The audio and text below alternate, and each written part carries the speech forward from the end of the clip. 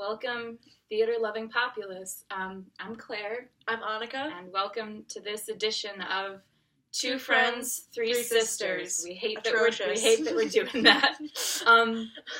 One thing that's been kind of nice about this trip is that we've had the opportunity to see multiple productions of the same show. Yes. Which is also exciting as a non-Russian speaker because you get to see how different people are doing it. Yeah. So I'll be reviewing the first production that we saw at the Moscow Art Theater in Moscow. And I'll be reviewing the second production that we saw at the Lensovet? Lensovet? Lensovet? I wrote it down. Yep, the Lensovet Theater. That theater. Here in St. Petersburg. So the Three Sisters in Moscow was one of the first productions we saw there. And we were all curious to see what would happen because one thing that Chekhov is really known for in general is a lot of subtext and a lot of subtlety, to the point where a lot of people who watch it say that nothing happens in the show because it's a lot of close-knit groups talking in their living rooms for a really long time. Yeah. And so there's a lot of things to be mined from the text specifically, which then makes this interesting to watch as non-Russian as blatantly non-Russian speakers. So hard, no Russian. None whatsoever. I can say thank you. So this production we saw, the set was massive. There was a lot of space on stage, and the biggest feature were these movie projection screens that had been set up that focused camera action, incorporated camera action into the show very close on the performer's face, which was interesting, but also meant that in order to not seem like they were blowing everything out of proportion, as kind of has to happen in more theatrical stage acting, everything was really here and really tight on their face. So the acting kind of size of gesture was about this big, which was good and well done, but also when you don't speak it, really does feel like nothing is happening.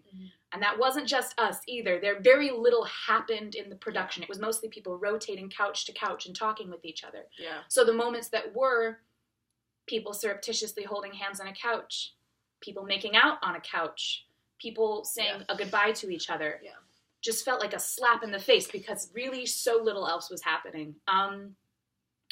I'd say that the most interesting thing, or the thing that I really fixated on the most, and I think others did as well when we saw it, was the casting of the character Tuzenbach.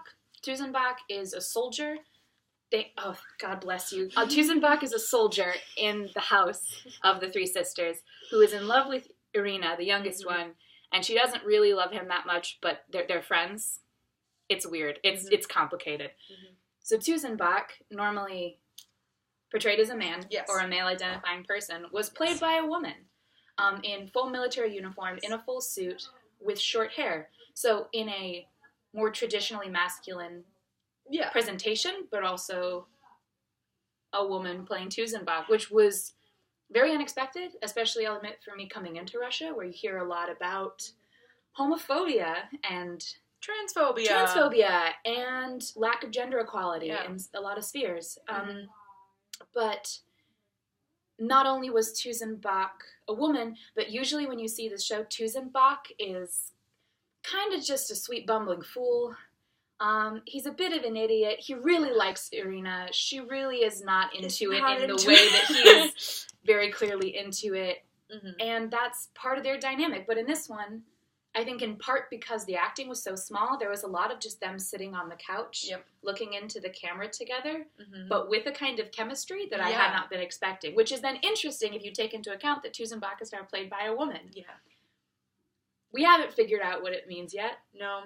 It was pretty cool, though. I don't know if I will, but it was fascinating to see not only Tuzenbach played as a woman, but Tuzenbach played as more of a self-contained, desirable character. Yeah. Tuzenbach looked good. Tuzenbach was looking really good.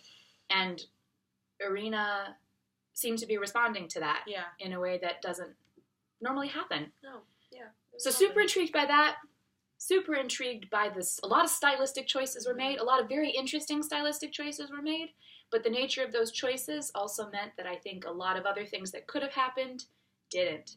Because their choice was to keep it small, to keep it boring in a way, and to keep it, in some ways, really uneventful. Which, as was pointed out to me, in some ways is a better depiction of bored, depressed people who don't know what to do with their life than something more dramatic would be. So it was potentially more real, but then was it interesting? Yeah. It was kind of a very stylistically interesting, mild bourgeoisie lethargy. And it looked great. It looked great. But I guess the end question is, just because it maybe was more real to the situation of the characters, was it more interesting to watch? And then, does that even matter? These are the questions if we ever do another episode, maybe I'll know the answer. But I really have a doubt that Two Friends, Three Sisters will be coming back. I think we should rename it Mild Bourgeoisie Lethargy. Mild Bourgeoisie Lethargy, coming to you live. Coming to you live. That being said, I've had my piece. Yeah. Let's move on to a very different, deeply different production. Yeah, so I think while the Moscow Three Sisters was focused on highlighting certain moments because there was literally nothing else to watch. Mm-hmm. The St. Petersburg Three Sisters was the exact opposite, in that smaller, intimate moments were highlighted by the fact that there was so much going on at all times. I've been trying to figure out how to articulate the aesthetic of this show, and it was Welcome to the Black Parade meets James Bond meets Death Clowns meets Random Guns. Like, I don't know how else, not bad. How else to describe it, because there was so much going on. Every time you turned around, there was something different, and it was hard at times to know what to focus on, whereas the Moscow production made it so simple for the audience to follow. You're going to look at this face because that's all you can see well. Because it's all you can see. And I think there was more freedom for the audience to kind of guide what they saw and how they interpreted this telling of the story. I think Tuzenbach in the Moscow production was a really big character departure. Yep. And in this one, Natasha was a big character departure. Boy, was she ever. So if you want to hold this up. So the three sisters are Olga, Masha, and Irina. And they have an older brother named Andrei. Andrei wore a tracksuit in the Moscow production that was truly upsetting. Andrei is married to a woman named Natasha. Now, Natasha does not like the three sisters. Natasha wants the house. Natasha wants the power. Natasha wants the money. Honestly, I respect it. Oftentimes, she's just portrayed as kind of a mustache-twirling villainess, and I don't think that's fair or accurate or representative of how frustrated she must have been as a woman at this time. But in this production, she had all of the power. She was getting things done. It was really incredible to watch her command the stage, because there was so much going on at all times, but she always drew focus. She had the most incredible movement skills. She had intro music. Ominous intro music. Yes, and it was awesome. And I think that characterization helped create this world wherein the three sisters were not the focus of this story, I would argue. I think this telling of the story was about so much more than the lives of the sisters. The soldiers, had a lot of clowning games that they played. They were really performing in a style all their own. They were deeply distinctive. Deeply distinct, very separate. The sisters were kind of in their own little bubble. Mm-hmm.